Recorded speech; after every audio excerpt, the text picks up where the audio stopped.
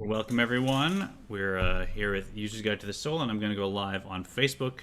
So just welcoming those on Facebook. Hi, and welcome to our Facebook class, User's Guide to the Soul. It's so good to have you with us. This is the Kabbalah class, User's Guide for the Soul. This is the Kabbalah class, User's Guide to the Soul, also known as the Tanya. It's so good to have you with us.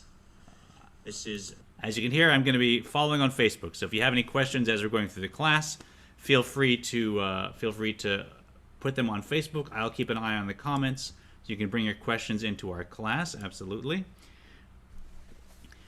So we're at User's Guide to the Soul, chapter 41 on page 621, and the conversation we're having is now about the aspects of kavanah, what we call intention, that we want to learn how to master and channel. And there's two aspects of what the Alter Rebbe is calling kavanah, and that is specifically love and respect that we attach to any action, any mitzvah, any Jewish thing that we do. So as we've said many times, although often we use kavanah to mean just what's my focus, what's my intention generally, in Kabbalah, doing something with kavanah means, as always, something very specific spiritually and emotionally. And that means when I do a mitzvah, so that's my anchor point, or when I learn Torah, that's another anchor point.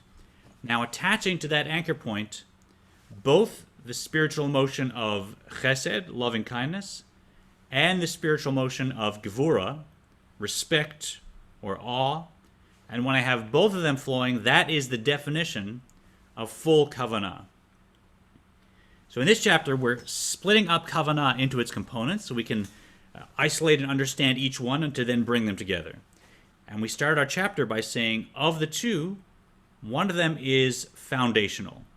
And it's actually gevura, or rather we'll say yira in this case, which is the emotional expression of gevura, where gevura is strength. Yira is what I feel and the reason why I'm being strong. So the feeling of yira we're going to describe as one of awe or respect. And I have to start with a base level of yira because it's that allows me to nullify myself. It's that allows me to get out of the way. When I have ahava, love, there's always a me that's loving something. There's always a certain pleasure I get from loving it. When I'm in awe of something, now I'm taking myself back. I'm contracting myself. I'm getting myself out of the picture, and I'm really just thinking about the other person or the other entity that I'm in awe of. If I see a mountain and it's majestic, and I open my eyes and boom, suddenly I'm gone because it's so great, and I'm in awe of it, and that nullifies me. It makes me not there. And that is the root of holiness. To have holiness on anything we do, on any mitzvah, you need that aspect of yira in order to get myself out of the way so I can be part of this oneness. Now, once I'm a part of it, now I need to add ahava, love, but now I'm adding it on top of a base of holiness, a base where I've been surrendered. So it's very different when ahava flows first, because there's always a little me in there, and as high up as I go in the chain of ahava, it's always that me that's loving. We need to start with yira. So we had a whole conversation about yira. Then we moved to ahava, love. And as you remember, the Alter Rebbe said, now that we're talking about love, remember, it's not just personal love. You need to love every single soul. And you need to actually say in your mind, or say out loud, I'm doing this for the sake of the unification of the Kudsha Brichu and the Shechina, for the sake of the souls of Israel. And you can look back at the class, what we were discussing. That brings this surrounding light that can't even relate to the world, and it combines it with the indwelling light that can flow into the world. That's the Shechina. And because all the souls are rooted in that Shechina, in what we call Knesset Yisrael, that's another term for the Shechina, now I'm adding light not just to my soul, but to all souls. And all souls are becoming closer to God.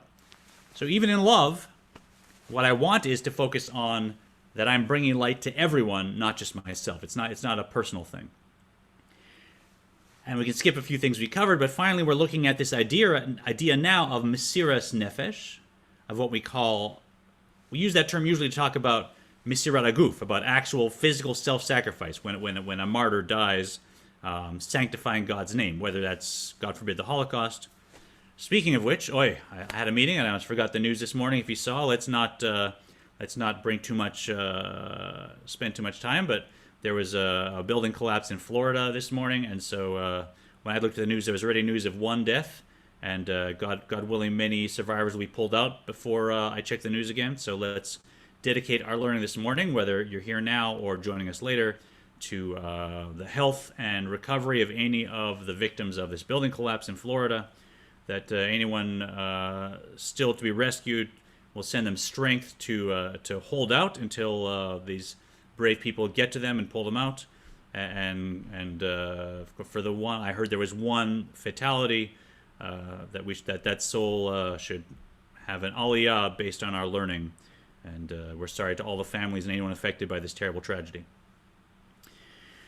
So Mesiras Nefesh, the Alter Rebbe is saying, is not just when you sacrifice your physical life, but nefesh also means will. We said, Rashi says, you want to know what nefesh is? Nefesh is ratzon. Nefesh is will. So there's something about when I give up my own desires, when I give up my own what I'd like to do right now, and instead I do something like learning, or like helping someone, or doing a mitzvah, that is actual Mesiras Nefesh. Because I'm giving up my own nefesh, my own will, and instead I'm doing what God wants. And it may not be dramatic, and I may not go down in history or anyone note that I'm giving up what I would like, but that is genuine Mesiras Nefesh. And because I don't get attention, maybe it's an even more in that dimension at least, a more authentic form of Mesiras Nefesh. And so every time we sit down, right now as we're sitting down, we could all be relaxing outside, having a coffee, and instead we're doing this, and that we should know is Mesiras Nefesh. And when you focus on that as well, that's a kavanah that allows your love to be centered on the Ein Sof and to be really elevating the Torah mitzvahs that we're learning. So that's a catch-up. It's a long chapter, so it's a lot to catch up. So don't expect to follow that entire flow. But any questions from regulars here? Let me check if there's any questions on Facebook about that before we go inside. Yes, Sharon. Mysterious nefesh, could you say a little more about that? What it is exactly? What causes it? Mysterious nefesh. I wasn't sure what you meant by mysterious nefesh. Oh, Mesira, yeah. Mesiras Nefesh means Misirat Nefesh, sacrifice of the nefesh. That is the term used when martyrs would give up their lives to not, be disconnected from God. So if Akiva was there, yeah, that's what Mesiras Nefesh. I thought you said mysterious, and that was something new. So in modern Hebrew, it's Misirat Nefesh. In more Ashkenazic, it's Mesiras Nefesh, but no, not mysterious, Misirat. Okay, thank you very much. I'm sure there's someone online that had the same question, so I'm glad we cleared that up. Cantor, you mentioned that awe is the starting point because it gets away from the me. But how can you have awe without a me? Because what's awe to you may not be an awe to me. And I think seeing the Grand Canyon to me may be awe-inspiring. It may not be somebody who lives next to the Grand Canyon. Yeah, so there's a bit of a paradox there where the ego has to decide to nullify itself. So I guess you could say I can't nullify my ego without my ego deciding to do that.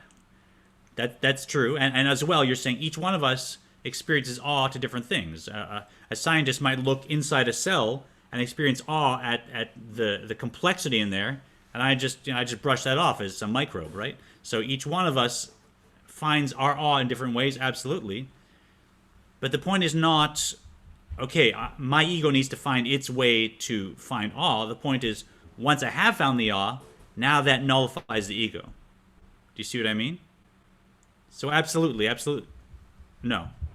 So the question you're asking, if I understand, is I have my personal way of experiencing awe, you have yours. We're actually choosing to look at the night sky, look at the mountain, open up, meet a great teacher. We're choosing to do that with our ego. So how is ego not involved in awe? Is that the question? Yeah, so I agree ego is involved in in finding awe and starting the engagement with awe. But once the awe is engaged, now the awe nullifies the ego. Right? So it's like if I want to clean out cavities, I have to choose to go to the dentist, right? And in fact, it's the cavities that make me go to the dentist. But once I'm at the dentist, they clean out the cavities, they're gone. So it's like that, right? So yeah, I take your point that it's my ego that decides I want to have this awe experience, and my ego that determines this will create awe for me. But once the ego's gone after the awe, now it doesn't matter anymore how I got there, right? Once the ego's nullified and surrendered, now I'm part of oneness, and it seems to me like that question goes away. Yes, Sharon? Well, to me, when take the Grand Canyon, when you're in the presence of it, it takes you over. And if it is something that you respond to, and your ego is immediately like just gone because you are so immersed in this experience. In 18th century, they talked about the sublime, the experience of the sublime. The philosophers of the Enlightenment talked about that. Yeah. And basically, those huge landscapes you see of the United States and things.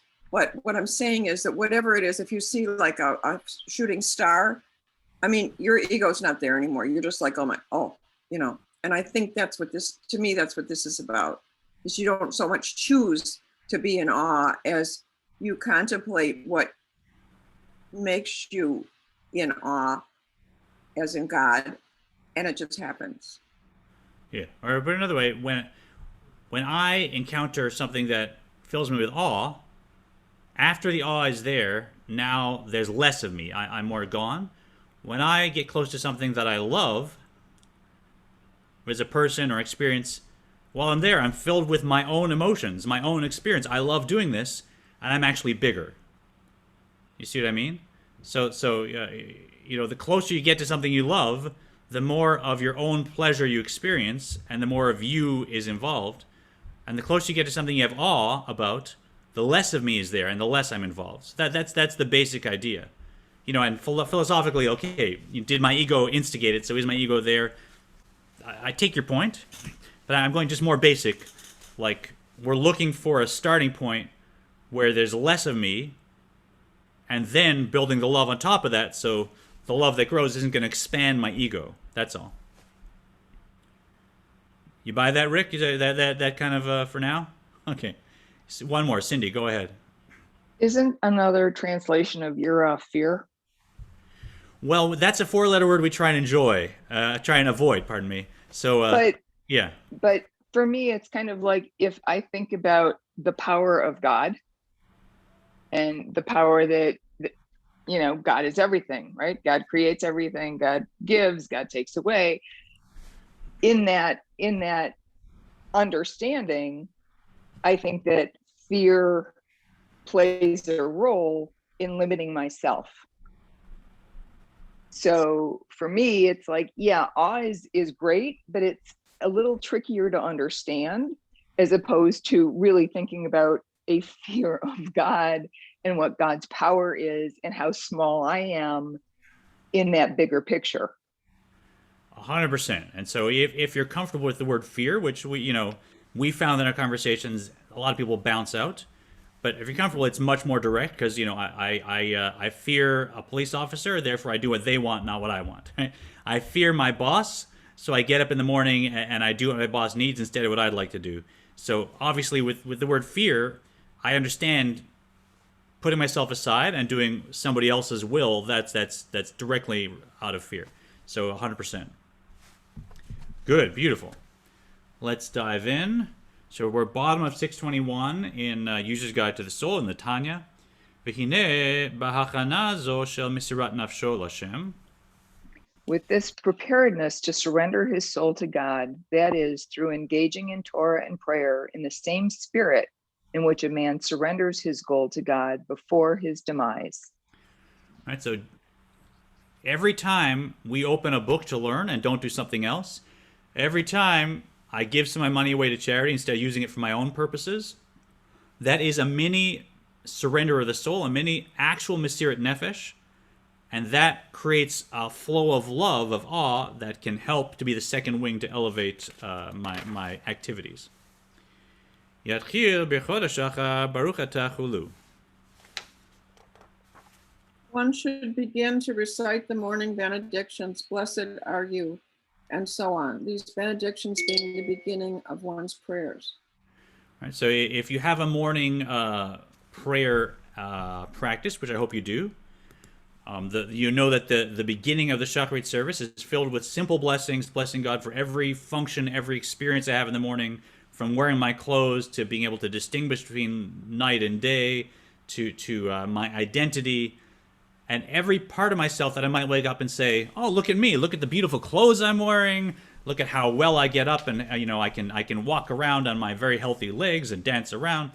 That might fill me with a sense of how great am I. I want to turn that around, and I want to do those with a sense of Mesiras Nefesh and start my day by saying every gift I have, the strength I have, the clothing I wear, the intellect I have, every encounter I will have, my identity, that is all a gift from God. I'm going to bless God for those, with a sense of actually surrendering my soul, the same as I might when my soul leaves my body after 120 years or 70 years, as the Alter Rebbe says. וכן בהכנה זו יתחיל ללמוד שיעור קבוע מיד אחר התפילה. I think Rick, yeah. Similarly, with preparedness, one should also begin a regular course of study immediately after prayer. And so it's not just having to do with the blessings in the morning. It's also learning Torah. And once I've conjured this sense of Mesiras Nefesh and said, I'm really just going to do what God wants instead of what I want, when I finish, am I going to now go and just immediately jump in and start working to earn money for myself, or take a break and have a coffee? No, let me go right away and do something God wants, which is open up a book and learn some Torah, also with Mesiras Nefesh. So we're starting the day with a commitment to a sense of yira and surrender right with my first few blessings in the morning. And then even after I finish praying, also I'm going to go and I'm going to follow through by the first thing I do should be something that God wants, also with Mesiras Nefesh. So if you've done that, then the rest of your day is going to be on an entirely different plane. You'll have a different perspective, and hopefully will affect all of your interactions and all your decisions for that day. וכן, also during the day. וכן, בעצם היום, קודם שיתחיל ללמוד צריכה הכנה זו לפחות. So also in the course of the day, before one begins to study, such prayer at least is necessary. Great. And Paula, why don't you go next? On my screen, I have you also.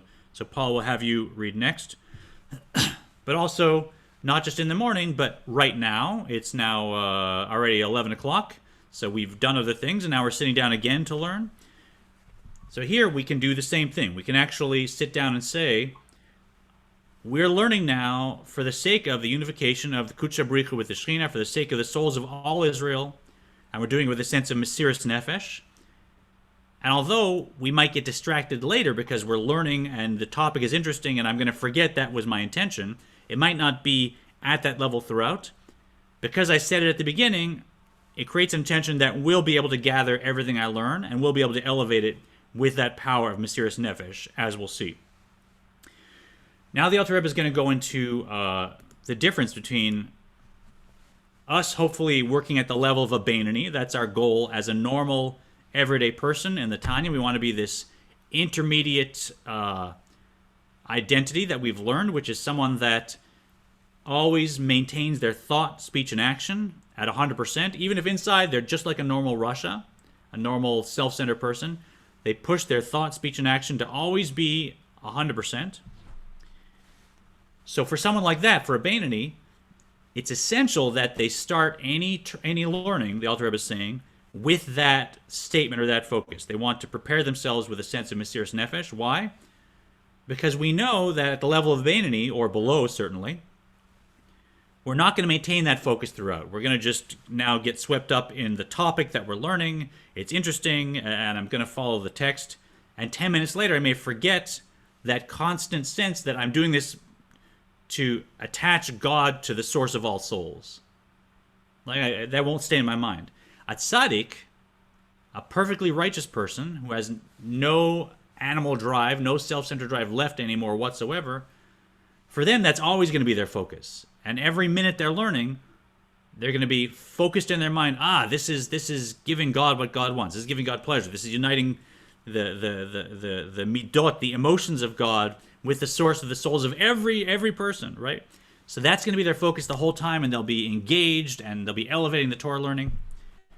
So it's not so essential for a tzaddik to, at the beginning of when they study, establish this kavanah, because they're there automatically.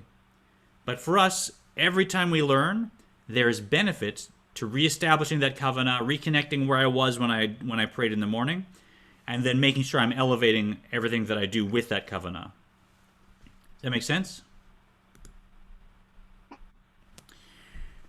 As is known, kanoda she'ikar hachana lishma la'kev hu b'tchilat halimud ba'beinonim. As is known that in the case of Beinonim, the essential preparation and intent for its own sake, where it is indispensable, is before the beginning of study. Right, so for Beinoni, or for even high-level, mid-level Russia, whatever, anyone there, it's essential if you want the learning or the mitzvah to be lishma, which means for the sake of uniting God with the Shekhinah, right? Not for my sake, but really, to bring the light to everyone, and so God should have pleasure. I have to do it at the beginning, because my focus is not gonna last like a tzaddik. My focus is just gonna go into what I'm learning. He gives some examples. Uchmo beget v'sefer Torah shetzrichim lishma la'akev. Go ahead, Eleanor. This is the same as in the case of writing a bill of divorce or a scroll of the Torah, where for their own sake is an indispensable requirement. And should this intention be lacking, they are invalid. In the case of a get or a scroll of the Torah, it's actually halakhically required to do this. Before they write, they have to say, I'm doing this for the sake of B'Shem Kushat Sefer Torah, or B'Shem Kushat Mitzvat Tzitzit, or whatever we're doing. There's an halachic requirement to actually say, I'm doing this for the sake of the mitzvah. Otherwise, it's actually not halachically a kosher divorce. So there's cases where the scribe actually has to verbalize that, and it's a formal part of it. In our case, we're doing it to make our activities more spiritually vibrant, but you can see it playing out in halakha in this way. There's the phrase. And it is sufficient if at the commencement of writing a Torah scroll, the scribe says, I am now about to write for the sacred purpose of the scroll of the Torah, or in the case of a bill of divorce, for him and for her, and so on. Right, so it doesn't matter if the scribe, while they're writing, is just engrossed in the technique and the ink and watching what they're doing, and they lose that concentration consciously, that this is for the sake of a holy purpose. And now, 20 minutes later, they're just writing and they're just thinking about keeping their hands steady. That's fine, because they started out, and it's the same thing with us. Okay. And we get to yeah. Why wouldn't he put in like a ketubah instead of a get, or, I don't know the halacha of a ketubah, and it may be that it's less stringent. A divorce, a get, there's much more stringent rules, because we're not a fan of divorces generally. In Judaism, we want couples to stay together, so they want it to be like a little bit more stringent. They don't want divorce to just happen kind of without real forethought. So it may be that there's halacha for a get that isn't there for a ketubah, but I don't know that. I don't think it was for the emotional impact. וכשלומר שעות הרבה רצופות יש לו להתבונן בהכנה זו הנזכרת לעיל בכל שעה ושעה על כל פנים. And when he studies for a number of consecutive hours, he should reflect on the preparedness referred to above, at least hourly intervals. So here we get to a very cool section. It's a little bit of an aside. The main point is, I did my kavanah. I established, saying this is for the sake of the unification of God and the Shekhinah. And now I'm studying for an hour, and then the next hour comes, and now the Alter Rebbe says, okay, now that an hour has passed, you the Beinoni, not a tzaddik necessarily, because I know they're always have that kavanah, but you the Beinoni, you have to reestablish it after an hour. And by hour, it's not 60 minutes, it's the proportional hour that we use for Jewish time, right? Because in Jewish time, daylight is divided into 12 hours, and nighttime is divided into 12 hours. So sometimes right now, the day is much longer than the night. So those 12 hours in the day are, could be 65, 70 minutes. And the night is shorter than the day, so those hours could be 50, 55 minutes. Right? So we're talking about the Jewish proportional hours where you divide each day and each night into 12 segments, and it gets bigger or smaller depending on the time of the year. But there's another reality of how time is projected into our world. And that is, as we'll see, the various letters of God's name can be made into various permutations, right? So if you take the name Yud and Hey and Vav and Hey, you can rearrange them to make several permutations. And there's conversations we won't get into. There's two Heys to use them both, and then the other name Adonai, and how many of those. But in the end, there's 12 combinations for the day from Yud K and Vav and K, and there's 12 combinations for the night from Adonai. And each one of those permutations, each one of those, it's called sirufim, each one of those variations on the four letters, dominates and rules the time that is coming down for that hour. And it's not just static, like now I'm ruling, now I'm ruling, now I'm ruling. It's actually always moving up and down like everything spiritual. There's a flow of what's called ratza v'shov, of reaching down and then rising up. So what happens is that combination of God's name, it is creating the next hour. That hour flows down with that energy.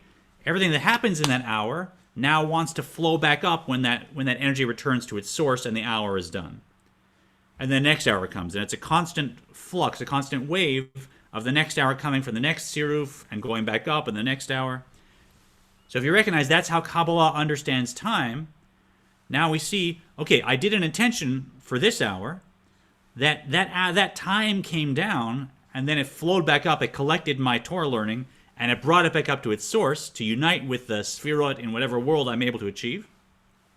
Well, now there's a new hour, and I haven't established my kavanah for that hour. It's a new tziruf. I'm interacting with the divine through a new facet of the divine.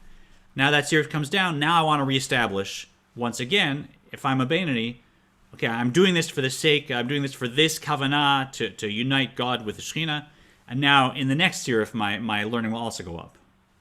So it just, this one aside, it's a fascinating view of even how Kabbalah sees time. Any questions about that? That's a whole other topic, but is that clear? Yeah, Sharon?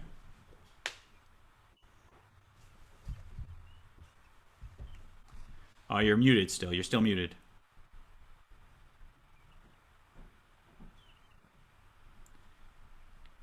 There you go. I'm looking at the word vitality, and I'm trying to understand this. Does this, what's coming down and going back every hour, is this like the life force? Is this like what is keeping the world going? Exactly, yeah, exactly. So the if vitality of any... And that's why there's time, because it's when the life has a time. But if it stopped, then we'd just be that. That'd be that, right? If it stopped, it'd be like the world, not like the world now doesn't exist anymore. It'd be like the world never existed, because it's coming from above time. So this vitality is illuminating time itself, is creating time itself. And so if it stops, now there isn't time. So it's not like the world existed up until now and then it stopped. It's like now nothing ever existed. It's like we're back before any creation happened.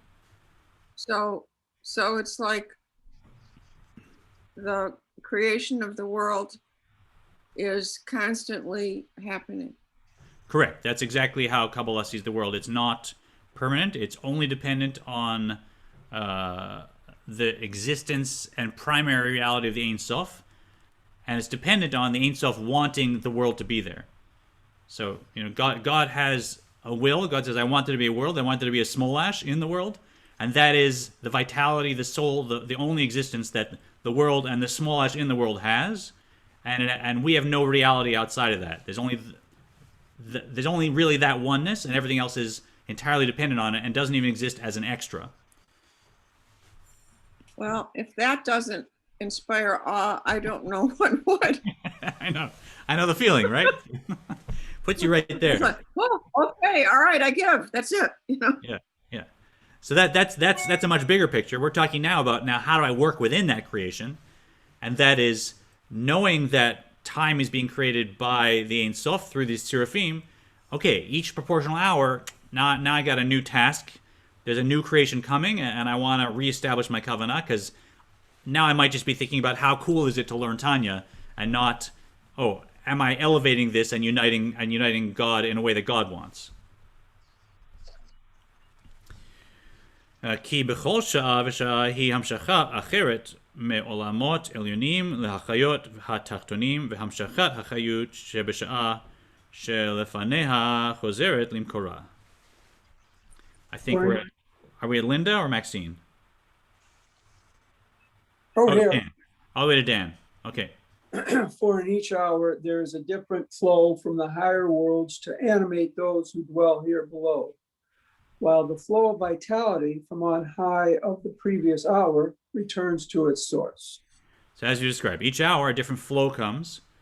Vitality, ratzon, light, it's all the same thing. This is the flux or the flow from the Ein Sof that is creating reality at every level. Besod ratzo v'shov shebesefer Yetzirah. In accordance with the esoteric principles of the advancing and retreating expounded in Sefer Yetzirah. This is what we described, that there's an advance and a retreat. And what happens? Im kol haTorah umasim tovim shel hatachtonim.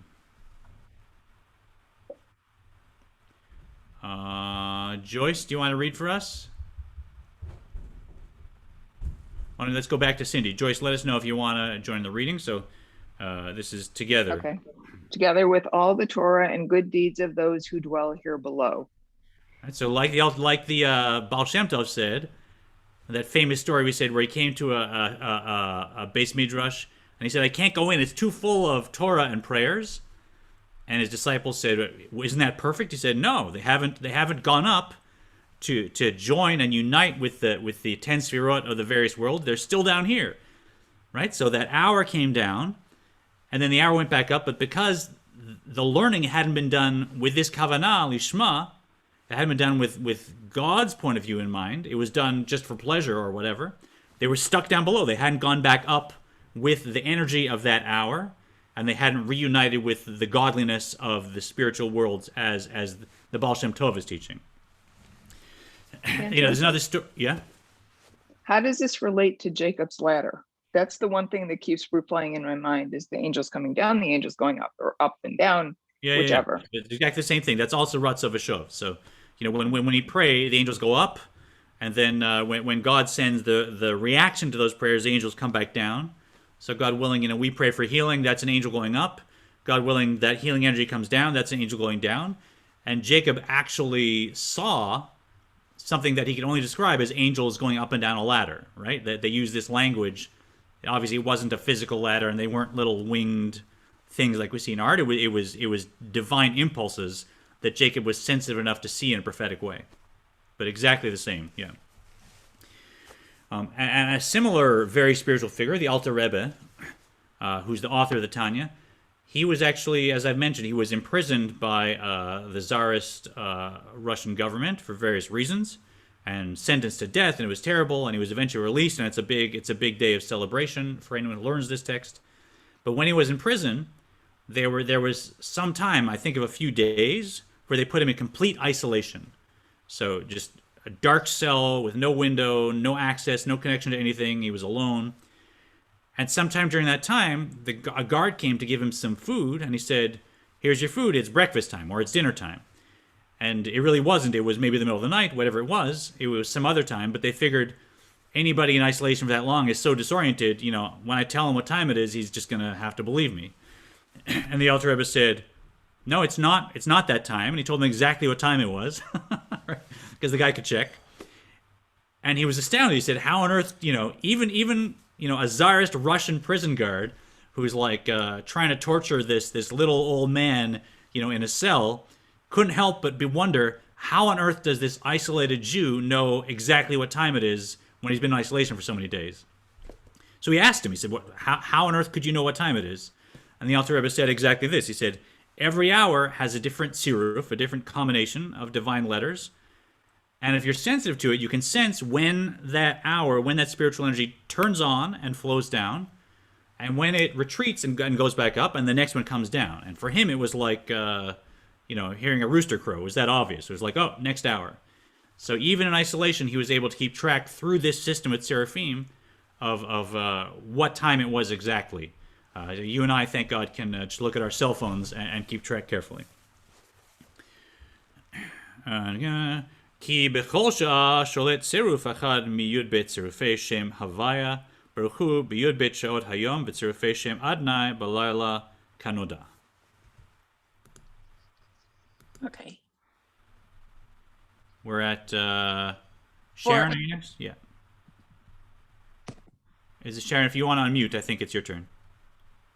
Is it in each of the 12 hours? Yeah. Is that what Yeah. For in each of the 12 hours of the day, there rules one of the 12 combinations of the letters that form the 4-letter name of God, while combinations of the letters that comprise the divine name A, D, and Y rule at night, as is known. And if you're curious for more, there's a note down here, note 19, about that Yud-Ke Vav-Ke has a Hey, so there's less combinations, and Adonai has 24, and there's opinions about it, and the Rebbe, the latest Rebbe says, but we won't go into that now. V'hinei kol kavanato b'mesirat nefsho l'Hashem al yedei haTorah v'atfila halot nitzotz elokut shebetocho limkoro. Now, all one's intent in the surrender of his soul to God through Torah and prayer to elevate the spark of godliness therein, in the soul, back to its source. There's a big chiddush coming here. Let's read it and then we'll go into it. Teheh rak kedei lasot nachat ruach lefanav yitbarech kimshal simchat hamelech bevo elav beno yechido b'tzeto min hashivya uvet hasurim kanizkar la'el. Should be solely for the purpose of causing him gratification, like the joy of a king when his only son returns to him after having been released from captivity or imprisonment, as has been explained earlier. This is a beautiful, actually a chiddush, a new point that the Alter Rebbe is making. And we'll probably get to the end of the chapter today. We'll probably skip our meditation if it's okay. I'll ask people to find time today to do that on their own because I want to see if we can finish. But in chapter 31, if you remember, there was a story of a prince who was in captivity and grinding a millstone and covered in filth and living a terrible life. And we were given a meditation to think how joyful, how happy the prince would be if he was freed and united with his father in his father's house. And it was a meditation to create an emotional response in us, right? We should feel that way because our soul, when we pray, is reunited with God, and we should be so full of joy at that moment, like a prince who was in prison, covered in filth, and now is back in his father's palace, living his life as a prince. Now, the Alter Rebbe is going to give us a new twist, a new gloss on that meditation.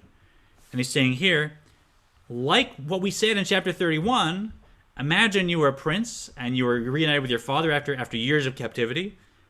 But think about not how you feel. Now, think about how your father feels. Think about how the king feels. Or if you like a queen, daughter, you can use it in your mind. Whatever image is good works beautifully, right? And this turns everything on its head because now we're going from an inspiring meditation that'll create a reaction in me of how I would feel. And now we're saying, hold on, now take one step higher, go a tefach higher if you can, and focus not on how I'm going to feel, but how I'm bringing joy to God. How I'm bringing joy to the father or the mother or the ruler. And imagine how much joy a parent feels at seeing their child freed and reunited. Yes, the child feels incredible joy, but I think any parent would know a parent feels an even deeper joy and satisfaction that now their child is back with them and is not in this situation. And what this is doing is this is giving us a middle ground for someone that's not a tzaddik. Right? Because we've been looking always at this two-track explanation of ahava. There's the ahava that a tzaddik does, which is purely about causing God joy, uniting God with the Shekhinah, or uniting God's emotions with the Shekhinah, uniting everyone else. This completely other-centered, like a child working for their parents, love that a tzaddik has, which we can kind of like aim at, but really, give me a break. I want to be close to God. Like my love comes from me seeking God. So a tzaddik can function at this level, and it's really not so much accessible to me as a rasha. And then there's the love that I can do. That's my mainstay. That's my love where I say, I want to be close to God. I'm a spiritual person. I want to learn Torah because that's the way we connect with God's intellect. I want to do a mitzvah because that's the way I channel God's ratzon. But who am I kidding? It's me loving. How do I know? Because I want it to be me that gives the tzedakah. I want it to be me that does the mitzvah, right? If I'm you know, what's coming up now? You know, well, fasting is probably I'd rather someone else fast. But you know, say the high holidays and I'm blowing the shofar, right? Am I happy that someone else heard the shofar, or I get the satisfaction that I heard the shofar, right? And I am doing tshuva. Look, I go to synagogue and I want to hear the shofar. I want my family to hear the shofar. They're an extension of me. But you know, John and Susan across the room, is that my focus, that they hear the shofar? No, it's that I hear the shofar, right? So each one of us, just like when we have a relation with our parent, and we might bring our parent something beautiful, you know, I make my mother a birthday cake. Do I want to be the one that brings the cake, or does it matter if some other sibling brings the cake and I'm just in the background? Like, do I not care at all? I'm just happy that my mother gets a cake, or is it nicer if I bring the cake myself, right? We all have that self-centered. So you got these two levels. There's the level of a normal person where I get love, and my love causes me to want to be close to God personally. And that's, by the way, a high spiritual level. If we all went around driven and motivated by wanting to be close to God personally and doing Torah and mitzvahs, then we'd be very high-functioning Kabbalists, right? But there's this other high level where a tzaddik, it's not in for themselves at all. There's no self-centered anything, and they say, as long as the mitzvah gets done, as long as God gets nachas, that's all that matters to me. I have no agenda whatsoever. Now the Alter Rebbe is adding a middle ground, and this is a beautiful technique for us to experiment with, where he's saying, yes, I know you're happy that you personally get to do a mitzvah for God or get to pray, and your soul now rises up and unites with God, and you experience closeness with God. Fine, work with that level of love, but try this. Instead of thinking about your joy, think of God's joy. And I know that you're not a tzaddik, so you can't focus fully on God's joy, but you can focus on God's nachas, God's joy that God's getting from you. And that's the difference. That's what characterizes this middle ground. A tzaddik doesn't need to think, God's getting nachas from me. A tzaddik just says, oh, there's a mitzvah, it got done, God got nachas, world is good, right? I love. That's where my love is. My love is not connected to me at all as an ego. I can't reach that level, but I can say, okay, as long as I'm involved, now let me think of God getting nachas, but God getting nachas from me, right? Not from so-and-so and so-and-so. And I'm describing it a little flippantly, right? But it's, if you can manage to get that level, you're really shifting from a very high level that still is slightly self-centered to a high level that now is really almost, it's bridging the gap between a Beinoni and a tzaddik. Because we're focusing on God's joy with everything that I'm doing, and I'm taking my ego out of it. Does that make sense? That I mean, all that bit was really here in just these two paragraphs. That whole middle ground. But it's a beautiful, beautiful chiddush that the Rebbe just throws in at the end of the chapter. Is that clear for people? Yeah, but what if you're sick and in pain? Does God feel that? If he feels love and everything, he must feel pain too. It's a very profound question, and the simple answer is, just like we have limited emotional capacity and God is infinite, that when I feel pain at something, at suffering, then I should be aware that God feels infinite pain at that suffering. So a child that's sick, for whatever reason, divine providence has allowed that child to become sick. And just like I feel heart-rending pain, God has an infinite capacity for pain. And so God is also full of infinite sorrow and pain, that's what's happening in creation. But we should also know that, and I don't want to get into this is very philosophical, but in the end, even though we can understand at a higher level, everything that looks like it's negative is in some way positive, even if we will never understand, we can't understand. So at the highest level, looking back 10 years, my wife sometimes talks without names about patients, and she's amazed at people that say, I had cancer, and I would never give up having had cancer. And I can't understand that. To me, that's a PhD study, and I'm in grade 9, right? Like, to me, cancer, run screaming like I would never want cancer. But literally, she says, this is very common. People that have gone through the growth and the spiritual awakening and the changes in their lives that cancer brought, that said, I'd never give up my cancer. I would never go back and undo it. So at some level, everything comes from God and everything is good, even if we'll never understand it. Yeah? So those are my two answers to that question. Let's wrap up our chapter. והנה, כוונה זו היא אמיתית באמת לאמיתו לגמרי בכל נפש מישראל בכל עת ובכל שעה. I think Paula, why don't you go next?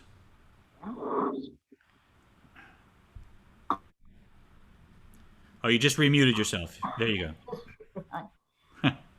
Now this intent, solely to bring gratification to God by returning one's own soul to God, is genuine and truly and completely sincere in every Jewish soul at all times and at every hour. So everything we talked about and doing and learning right now with Mesiras Nefesh, and we should say, because we've been learning for about an hour, we're doing this for the sake of the union of God's midot with the Kudsha Brichu, with the Shechina, for the sake of all the souls of Israel. As we said, giving light to any God forbid, any additional victims of this collapse in Florida. They should benefit from this light, but not just them, all souls. Even if we don't always feel it consciously, that's genuine. That's always at the heart of who we are, all the time. Why? Me'ava hativit shehi Yerusha lanu me'avotenu. By virtue of the natural love, which is a heritage bequeathed to us by our ancestors. So if you've been with us from the start, you know there's two main techniques we're learning. One is called the short long path, which relies on a love that is just buried in me and I need to trigger it, and it's this powerful love that would let me give up my life with Mesiras Nefesh and actual Mesiras Aguf, sacrifice of the body. Because I have that, this intent, this kavanah, is always genuine in me. Even if I'm not conscious of it, it's buried under me, buried under who I think I am, is this powerful love that says, yes, that is always what you feel, Smolash. You're always doing this for God's sake, for God's nachas.